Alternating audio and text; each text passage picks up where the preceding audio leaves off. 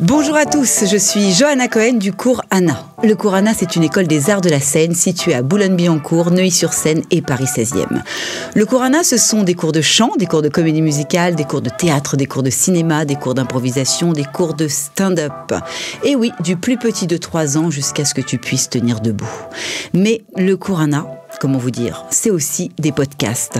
Et aujourd'hui, je reçois une chanteuse au timbre de voix unique, auteure, compositrice et interprète. Awa Si a su se faire une place dans le paysage musical français grâce à ses mélodies envoûtantes et ses paroles profondes. Au cours de ce podcast, nous explorerons son parcours musical, ses influences et ses projets à venir. Installez-vous confortablement et préparez-vous à être transporté par l'univers captivant d'Awa Si. C'est parti, ça commence maintenant. Bonjour Awa. Hello. Est-ce que j'ai résumé un peu ? Un petit peu, oui, c'est exactement ça. Je suis même agréablement surprise. Ça me fait plaisir. En tous les cas, un grand merci, vraiment. Comment te dire ? Moi, je t'ai découverte il y a quelques années.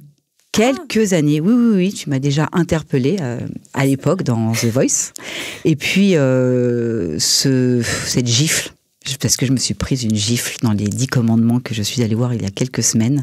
Et je dis, waouh! Et j'ai pris mon Instagram et je me suis dit, il faudrait que je t'invite pour connaître un peu ton parcours et te dire que tu es sublime. Ah ouais, c'est très gentil. Merci beaucoup en tout cas pour l'invitation. Je suis très contente d'être ici. Et c'est un plaisir. On est en pleine vague d'amour. Là, tous les jours, on reçoit des messages incroyables, des commentaires incroyables sur cette comédie musicale. Ouais, et puis The Voice, c'était une expérience. Mais là, ce que je vis aujourd'hui, c'est encore magique. Plus incroyable. Ouais, vraiment. Alors, le chant semble toujours avoir une place spéciale dans ta vie, quand même, depuis que tu es toute petite. Comment tu as découvert cette passion ? Alors, de base, moi, j'ai une formation de danseuse classique. J'ai fait du ballet quand j'ai commencé à 5 ans et demi, 6 ans. Et pour la petite anecdote, j'écoutais les chanteuses d'opéra qui s'entraînaient à chaque fin de cours de ballet. Et puis un jour, je me suis mise à chanter toute seule à la maison. Mais comme j'étais hyper timide, je chantais que dans ma chambre. Ma mère me raconte encore aujourd'hui que quand j'avais 2 ans, les voisins se demandaient si on avait un chat, si dans notre appart, il y avait un chat ou quelque chose qui miaulait. En fait, c'était moi qui chantais 2 ans, 3 ans. Donc, je pense que c'est pas moi qui ai choisi le chant, c'est le chant qui est venu à toi. Et la musique qui m'a choisi. Ouais. Donc la passion pour le chant est arrivée comme ça, mais j'ai testé plein de choses. Vers quel âge ? Je pense que je suis vraiment montée sur scène, je devais avoir 11 ans, mais d'abord j'ai fait de la danse, de l'athlétisme, j'ai même testé un peu de hand, voilà, je fais plein de choses différentes, mais vraiment un jour ma mère qui me trouvait trop timide m'a dit « Bon, je vais t'inscrire à un concours de chant. » Et je suis d'Alsace et c'était à Altkirch, à 20 minutes de chez moi, un concours régional. Et en fait, j'ai remporté la première place à l'unanimité du public et du jury. Et puis là, je me suis dit, la sensation que je ressens sur scène est différente de tout ce que j'ai pu faire comme activité extrascolaire ou autre jusqu'à présent. Et puis, elle m'a réinscrite à un autre concours de chant. Et puis, non seulement je me suis ouverte et j'ai trouvé une réelle passion dans le chant et dans la musique après ça. Donc, tout a commencé, on va dire, à 2 ans, quand on pensait qu'on avait un chat qui miaulait dans l'appartement, mais aussi... Puis 11 ans, premier concours gagné. Ouais. Puis un deuxième. Puis on parcourt toute la France pendant plusieurs années. On va en Suisse, en Belgique avec ma petite maman et sa voiture, comme ça, qui a entre autres aussi 3 autres enfants, mais qui prenait le temps de, le samedi, me ramener en concours de chant, le dimanche, être en compète de foot avec mon frère et ma sœur, compète de hand ou de natation, enfin, on faisait plein de trucs, et en fait, qui m'a soutenue depuis petite, et puis j'ai rencontré des gens à chaque fois incroyables, et entre autres des directeurs de casting comme Bruno Berberès, qui me connaît depuis que j'ai 11 ans, j'ai 30 ans aujourd'hui, et qui m'a toujours soutenue et suivie et qui m'a appelée pour de nombreux projets comme les 10 commandements. Donc, voilà. Arrive The Voice, et là c'est un tremplin. Arrive The Voice, en fait j'ai eu une première exposition au public quand j'ai été sur YouTube, en fait. Je faisais partie des premiers YouTubeurs. Il y a une chaîne YouTube qui s'appelait Cover Garden, qui aujourd'hui, les vidéos sont toujours présentes sur Internet, mais la chaîne s'est arrêtée. Et en fait, là, à ce moment-là, YouTube a pris beaucoup de place dans ma vie, mais The Voice a été le réel tremplin télé. Voilà. Et ensuite ?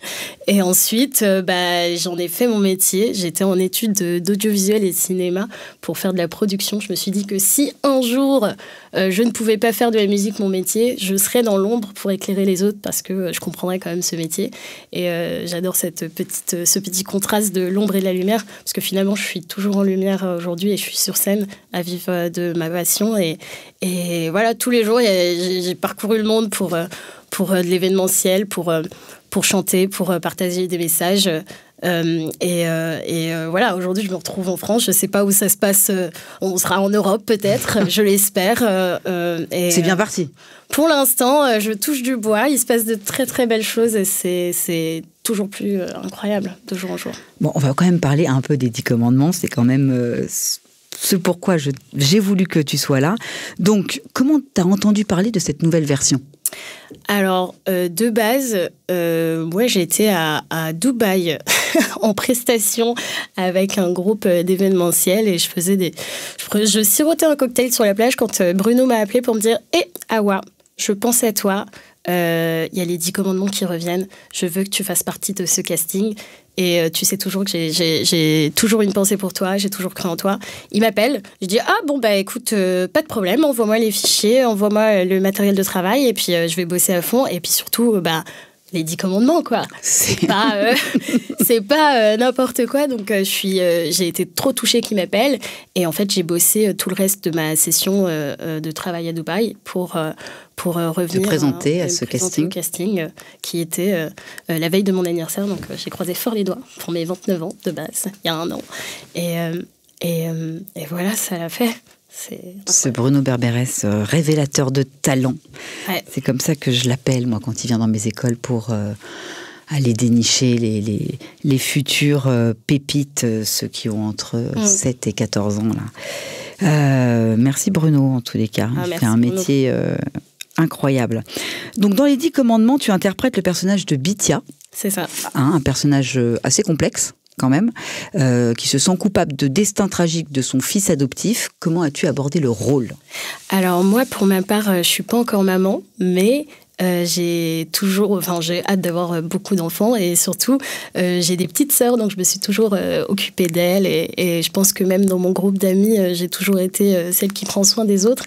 Et là, quand on me dit que je vais incarner un rôle qui va décider de récupérer un enfant et de l'élever comme son propre fils, déjà c'est un personnage qu'il faut savoir interpréter. Il faut pouvoir transmettre ça sur scène et à travers les chansons et les textes les chansons de Pascal Obispo. Et en fait, du coup, j'ai travaillé le personnage, je me suis documentée, j'ai essayé de comprendre l'histoire, de comprendre le personnage pour pouvoir l'incarner au mieux. Et on a eu aussi, lors de la période de création, vraiment des cours de théâtre et d'interprétation avec Giuliano Peparini, qui est le metteur en scène, où on a vraiment essayé de comprendre qui on était et ce qu'on allait faire, voilà, sur scène. C'est ce qu'il y a quand même de plus important, c'est de comprendre pourquoi on est sur scène, pourquoi on va dire ce texte. Exact. C'est une bonne base, donc c'est sûr que le théâtre... Nous sommes une école des arts de la scène et on transmet énormément. Donc, Awasi, une artiste complète, danseuse, chanteuse. Est-ce qu'on peut aujourd'hui parler de comédienne ? Aujourd'hui, on peut parler de comédienne. Je pense qu'après la musique, on est tous un peu comédiens parce qu'on interprète des textes. Donc, même si on s'estime que chanteur, pour pouvoir transmettre des émotions et faire partager des messages au mieux, on est un petit peu aussi comédien. On peut être interprète. On l'est à 300%. On l'est à 300%. Si tu devais décrire en 3 mots ce personnage ? Je dirais forte, pieuse et maman. C'est tout. Moi, j'aimerais, parce que tu as quand même une voix sublime. J'aimerais quand même que les auditeurs puissent t'entendre. Est-ce que tu nous partagerais un petit morceau? Bien sûr, avec plaisir. Merci. Eh bien, quand tu veux.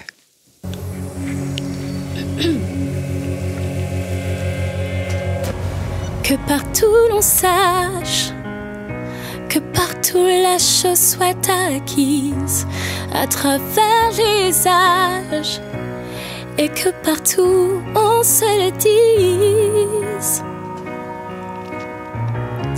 Puisque venu comme un cadeau, puisque sauvé des eaux, mon enfant, ma terre promise, mon fils s'appellera Moïse. C'est la vie que le ciel m'a confiée, mon enfant, ma terre promise, la vie que le ciel m'a remise. Mon fils s'appellera Moïse.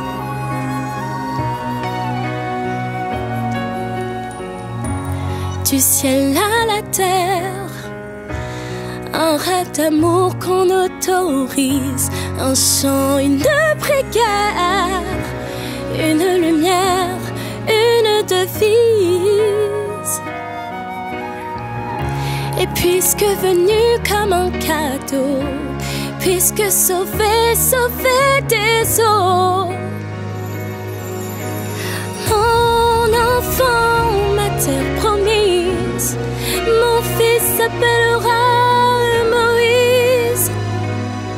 C'est la vie que le ciel m'a confiée, mon enfant, ma terre promise, la vie que le ciel m'a remise. Mon fils s'appellera Moïse. Moïse.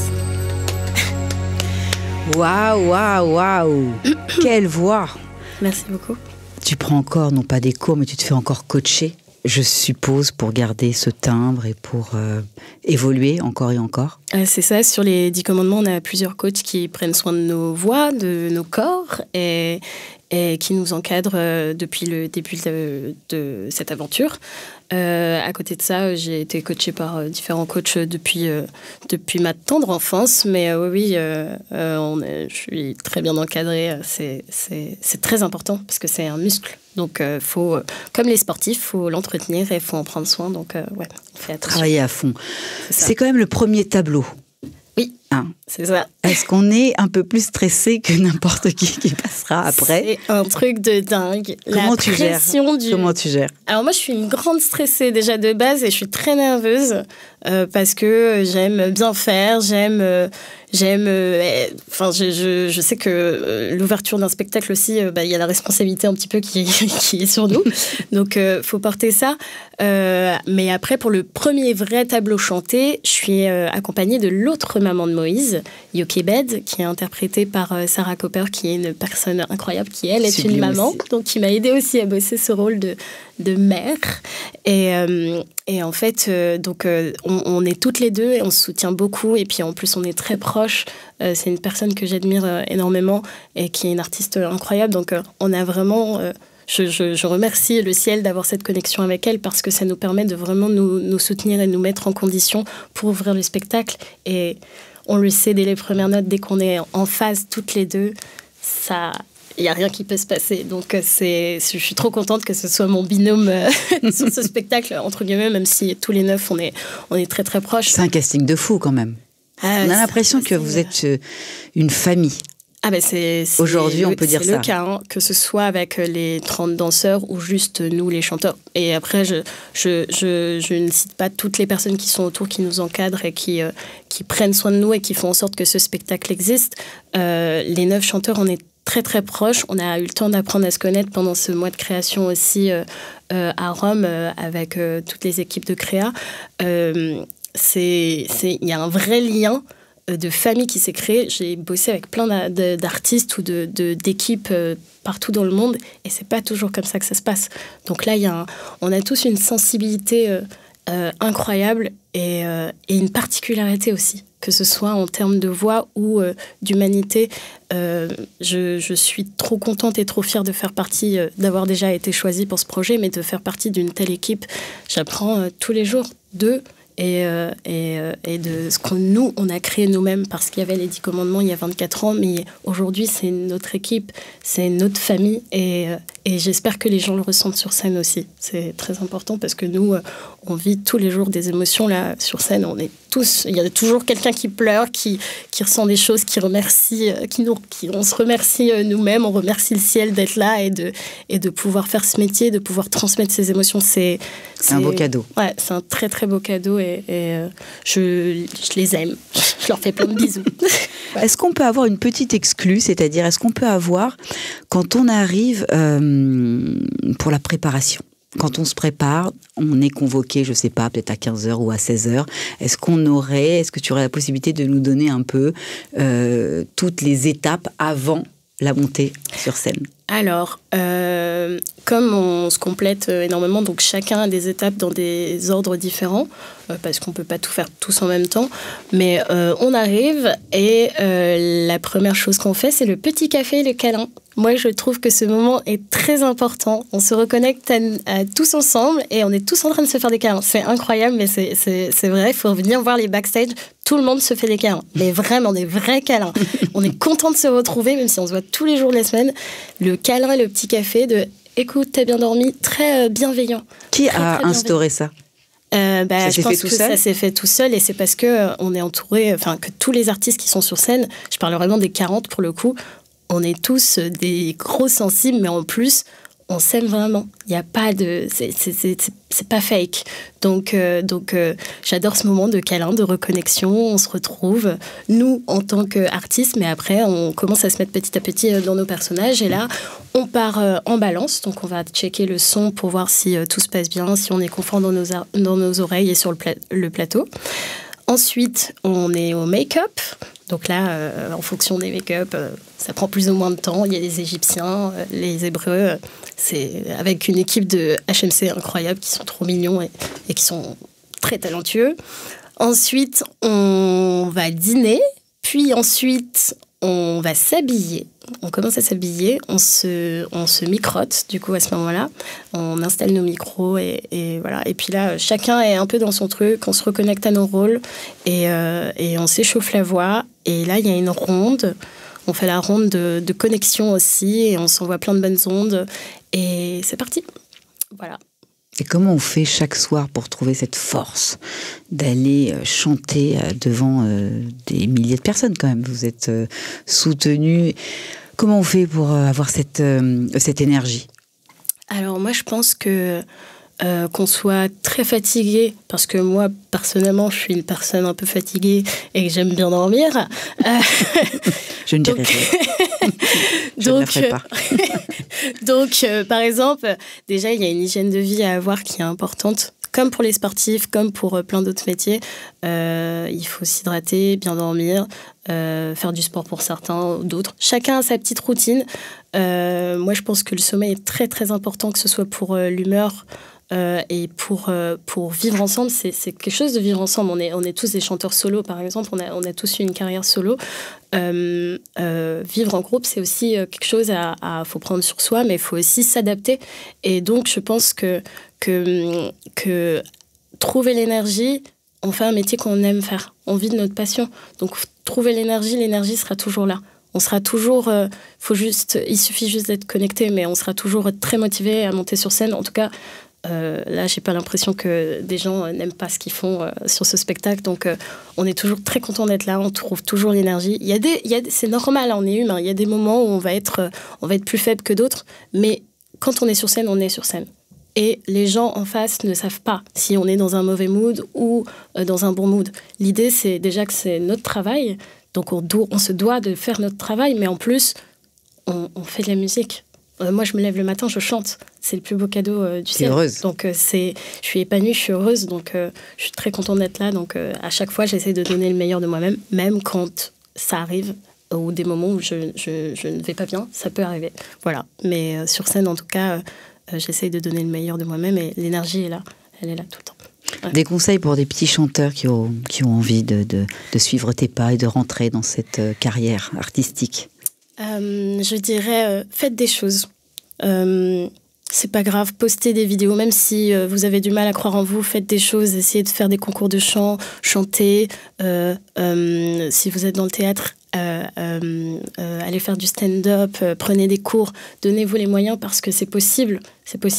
Et il faut continuer d'y croire. Même si des personnes autour de vous vous annoncent que vous n'êtes pas encore prêt ou c'est pas grave, faut travailler, faut continuer, faut pas lâcher et surtout faut continuer d'y croire, croyez en vous et faites ce que vous aimez faire et je pense que tout ira bien. Voilà. Magnifique. Est-ce que tu es prête pour un petit speed quizzing? Speed quizzing. Okay. Tu sais pas ce que c'est, t'as pas vu les autres interviews. Ok, d'accord, très bien, sympa. Non, mais d'accord, mais je note, vas-y. Est-ce que tu es prête ou pas? Je vais t'éclater. Je suis prête, c'est bon. Attention, chanter ou danser? Chanter. Chanter pour soi ou pour les autres? Chanter pour les autres. Chanter pour vivre ou vivre pour chanter? Chanter pour vivre ou vivre pour chanter? C'est un peu la même chose, non? Vivre pour chanter, du coup. Ton plus beau moment sur scène? Waouh, il y en a plein. La première fois que j'ai chanté ma première chanson en live, ma création, ma chanson originale. C'est quoi? C'est une chanson qui s'appelle Contre-courant, qui n'est pas encore sortie et qui risque de sortir un jour et qui parle du fait que ce ne soit pas très grave d'être différent. Tant qu'on y croit et tant qu'on reste soi-même, personne ne pourra vous arrêter. Voilà. Hâte de l'écouter. Alicia Keys ou Aretha Franklin? Aretha Franklin. Laisse mon peuple s'en aller ou il s'appellera Moïse? Il s'appellera Moïse. Sharon Laloum ou Tony Bradlett? Oh waouh! Ah ouais, ça c'est dur ça. Ça je sais. Je peux pas. Impossible. Je peux pas. Hit Talent sur W9 ou The Voice? The Voice. Ok, d'accord. Ta plus grande peur? De décevoir les gens autour de moi. Ton plus grand rêve? Normalement, si je le dis, comme je suis superstitieuse, il ne va pas se réaliser. Donc, je vais quand même en partager une partie. La paix dans le monde, mais en même temps, continuer de faire ce que je fais, d'être épanouie, d'être heureuse et que tout le monde autour de moi, toutes les personnes qui m'entourent soient heureuses et épanouies. Voilà, que personne ne manque de rien. Et que, voilà. Awassi, merci encore une fois, 1000 fois. Jusqu'à quand se jouent les 10 commandements? Les 10 commandements se jouent jusqu'au 27 juin. À la scène musicale à Boulogne. C'est ça. Et on repart en tournée à partir du 28 septembre. Donc notez bien s'il vous plaît, je vous conseille d'aller voir cette comédie musicale incroyable, vous ne serez pas déçus. Awassi, merci 1000 fois, vraiment, merci pour ce partage et le Cour Anna vous souhaite vraiment longue vie, merci que beaucoup. Vous soyez tous heureux. Merci beaucoup. Vraiment, merci et continuez à transmettre et à partager, c'est magnifique. Merci beaucoup. Merci beaucoup. Vous pouvez retrouver cette interview sur Deezer, sur YouTube, sur notre chaîne Instagram Au Micro avec Johanna, sur toutes les plateformes. Merci et à très vite. Merci beaucoup.